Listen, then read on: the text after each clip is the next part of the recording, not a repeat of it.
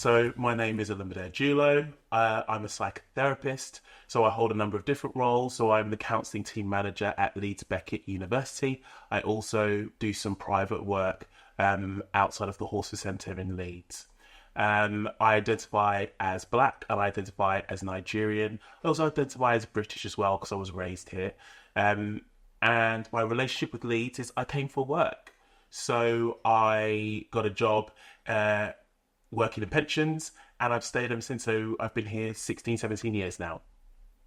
So it's been a bit of a journey to being a psychotherapist. So I worked in pensions for 8+ years. And what I enjoyed about it was I was in management. And so I did a lot of line management, and a lot of the people that I worked with and who worked in my team would regularly come to me talking about their mental health and talking about things that they were struggling with. And what I saw was the company I worked for was a big company, so people were treated as numbers. And that's not to say anything bad about the company. It wasn't working in mental health. And I found I was really passionate about that. So that's where I started my journey. So I was a chaplain for 3 years after that. It was really powerful experience because I worked in a nursing home and worked with people at the end of their lives and had really powerful conversations where people were wrestling with their life and their story. And as I did that, what I discovered was I was really interested in the psychological health of people and really wanted to help people understand their story and really understand how their mind worked. But I didn't have the training. So I decided to train some more. So that's where I embarked on my psychotherapy training at Leeds Beckett University. And that was for 3 years, and I qualified. And then I started working in education. So I worked for Leeds City College for 2.5 years as a therapist. And that was a really wonderful experience, working with young people, working with a wide range of people. And then from there, I applied for a job at Leeds Beckett University as the counselling team manager, overseeing the counselling service that works with the students of the university. And that's been a really wonderful experience, not only working with students, but the team is a really diverse, multidisciplinary team. There's counsellors, there's mental health practitioners, there's occupational therapists, there's psychologists. There's a really great mix of people where my practice is really growing, and that's actually led me to train some more. So I'm just about to finish my psychology masters, and I plan to train some more. And the funny thing is, throughout my training, there weren't many black people. On my counselling course, there was another black lady, and there was a biracial lady. And so I was the only black man on my course. And one of the tutors was a black man. And another external tutor who came to do a guest lecture from America was a black man. And it was a really great experience to hear from people who had gone ahead of me and the challenges of that, in that there aren't many of us in the field. And that can be wonderful because it means that there are lots of people who can identify with us and us with them, and the challenges of being in a space that isn't catered to us and can sometimes not feel like it's for me, that I'm in the minority, literally. And with my size, I'm 6'6", I'm a broad man, so I'm very visible, but yet feel invisible at the same time. So it's been a real journey to make peace with the fact that that's just how it is, but actually I have a real opportunity to make a difference and actually create a space, not only for myself, but for people coming behind me. And that's something that's really important to me.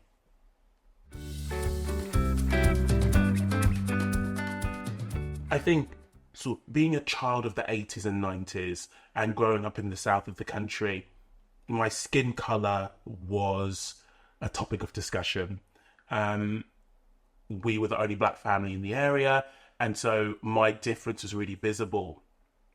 And it was only later in life I really started to process what that experience was like. And not to blame anyone or to call anyone names, it was a very different time. And unless you grew up in that time, it's very difficult to understand that I don't think a lot of people were meaning to make things challenging. It just was the time it was.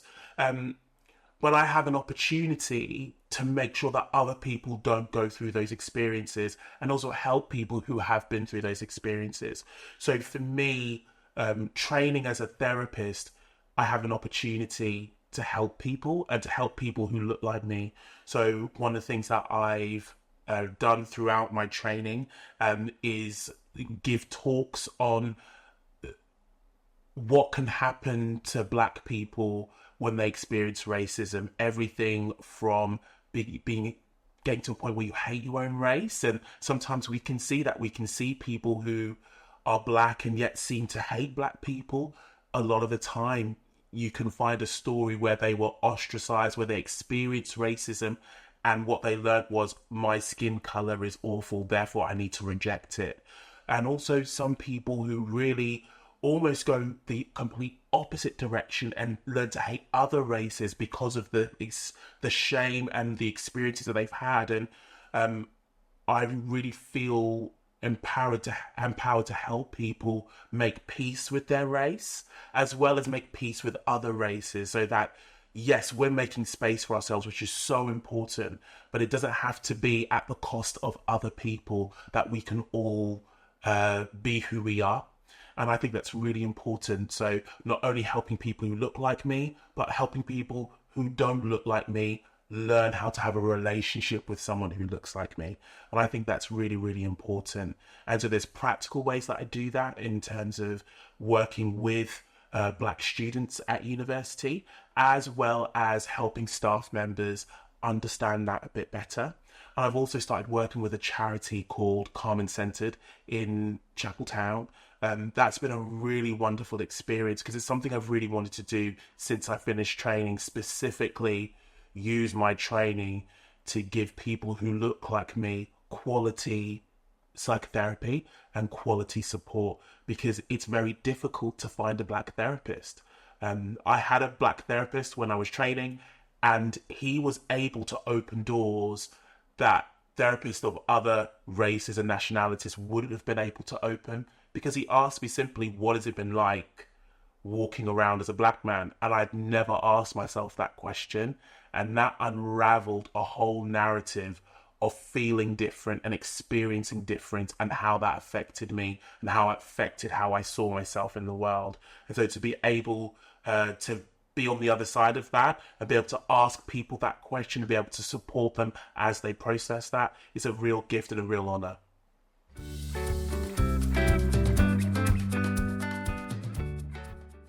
What's been really powerful is the statistics show that Black men are diagnosed with severe mental health conditions at a higher rate than a lot of other demographics.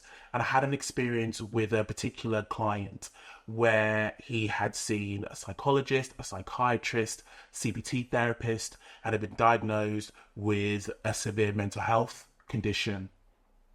And one of the first things I did was ask him about his story, how he grew up, who his parents were. And he shared all of this. He'd shared experience of being adopted, experiences of growing up in a predominantly white area, and things that had been said to him. And we unpacked that and gained an understanding that he had always been different. And so that fed so much into his story. And he said to me that he'd never been asked that. And I think there's something really important about mental health professionals and clinicians understanding that there are people of different races, of different ethnicities, of different nationalities, where a clinical diagnosis isn't necessarily the right thing. They have their place, absolutely. But without understanding the person's story, we're not getting the whole picture. And actually, because I asked this client their story, I understood the wider picture, and then was able to work with them and help them understand themselves at a greater depth. And that is the real privilege, to be able to ask key questions that maybe other people wouldn't ask because of my own personal experience, and then allow them the space to explore their story. Because that's what it is. We all have a story, and each thing that happens to us can have all sorts of effects on us. And so two people can go through the same thing and experience it very differently. But by asking them their interpretation of their story, they're able to understand themselves. And me as a black man, I'm able to ask other black men that. And with this particular client, it was really powerful what came out. He understood why he'd felt so different, because he'd literally been different. He was raised by people who weren't the same ethnicity as him, and he'd never considered that before. And I don't think any clinician had considered that before. And what that leaves someone with, they feel displaced, they feel misunderstood, and they feel different. And actually, therefore, that feeling of difference can lead to all sorts of behaviors. But because he understands that now, he's able to unpick some of that and make different decisions.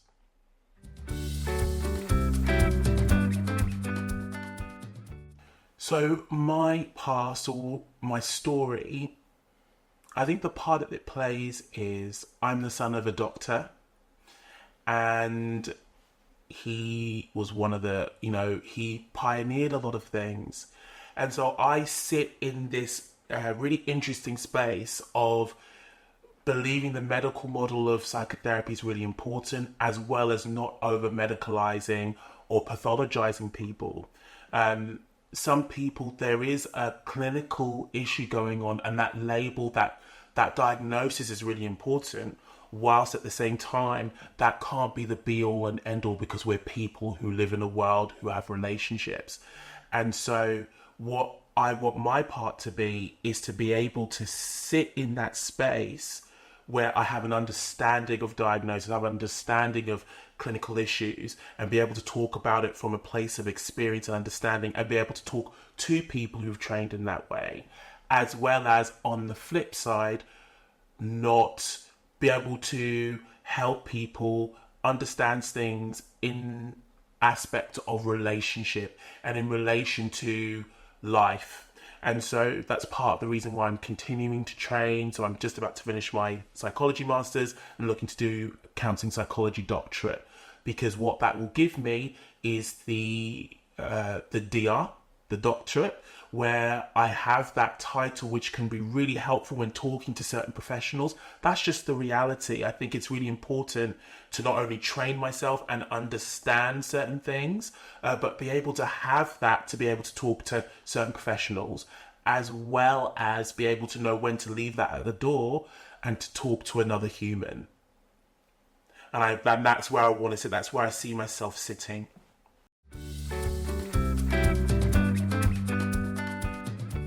So I think there are more and more people coming together. What I'm seeing is more and more black clinicians and therapists find one another. It can be quite a siloed world because it's predominantly white middle class. I've just done some research on the socio-demographic issues that affect male university students accessing mental health, and one of the issues is class. That if you are from a higher socioeconomic background, you're more likely to have a more positive view of therapy. So already there's issues there because of background, opportunity, and things that are said that can affect. But also, money's a factor. Therapy costs money, and if you don't have that money, you can't access it, or you're on a very long waiting list. And I think what's starting to happen is people are starting to recognize this and sort of starting to find each other. So for me, starting to work for Carmen Centre has been a really good experience of working with other black clinicians. Strange Place LinkedIn, finding other people who I really agree with their ethos and they agree with me, and we're sort of finding one another. In terms of allyship, I don't need someone to agree with me. I think it's really important that we're able to listen and empathize. I had an interesting a conversation with my wife, who is white, and we were talking about it and the experience of being the only black person in a room, and the thoughts that go through my head, and how I navigate, even how I dress, and thinking I'm a big man, I can't be intimidating, and that's just automatic thinking. And sometimes it can feel like a lot of people either can't empathize with that or choose not to empathize with that. But we're talking about if someone goes to a party, if a white person goes to a party and it's predominantly black people, how their behavior a lot of the time changes, because all of a sudden they can feel intimidated, they can feel worried, and it's understandable because all of a sudden you're not seeing yourself anywhere. And therefore all sorts of worries and fears, because ultimately there is a bit of fear of something that we don't understand or don't know. And I think allyship is about understanding that aspect and being able to empathize with one another and come to a shared understanding. And actually, allyship for me is I have my thoughts, but actually learning from other people. And it's not always you come to my side, but let's meet in the middle. I think that's really important about allyship. And so someone being my ally, but also me being able to be someone else's ally. And it's that movement to come together.